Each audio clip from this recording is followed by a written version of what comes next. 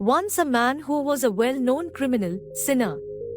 One day he decided to go meet Buddha. He wanted to be initiated and wanted Buddha's help, but he was afraid people might not allow him to enter at his place. So, he decided to go at such time when there were not too many people. Instead of entering from main gate, he jumped from a wall of backside. By chance, Buddha was gone for begging at that time. Man was caught by Buddha's disciple. Man said, "I have not come to steal or anything. I am well known around here, hated and feared by most around here. I was just afraid that you wouldn't allow me through main gate, that's why I came from back. You might not believe, but I want to become sannyasi, that's why I came here." So disciples who caught him took him to disciple named Sariputra, who was great astrologer and who had capacity to read people's past lives. Disciples asked Sariputra, "Please, look into this man's past lives.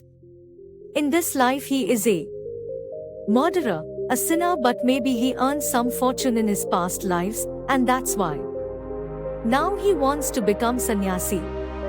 Sariputra looked into his past thousands lives, but he was always sane. Even Sariputra started trembling and said, "He is so dangerous. For thousands life, he always a sinner. It is impossible. Any change in this man is impossible. Even Buddha can't do anything."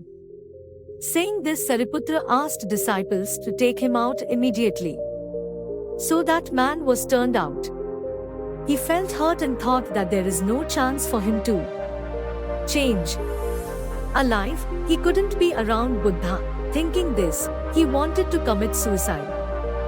So, just around main gate corner, he started to hit his head against stone wall to kill himself. Just then Buddha was returning from begging. Seeing man, he stopped him and took him inside. After few days, man was initiated and became a disciple of Buddha. Now, everybody was confused. Sariputra went to Buddha and said, "This man has lived 1,000 lives of misery and has been a sinner.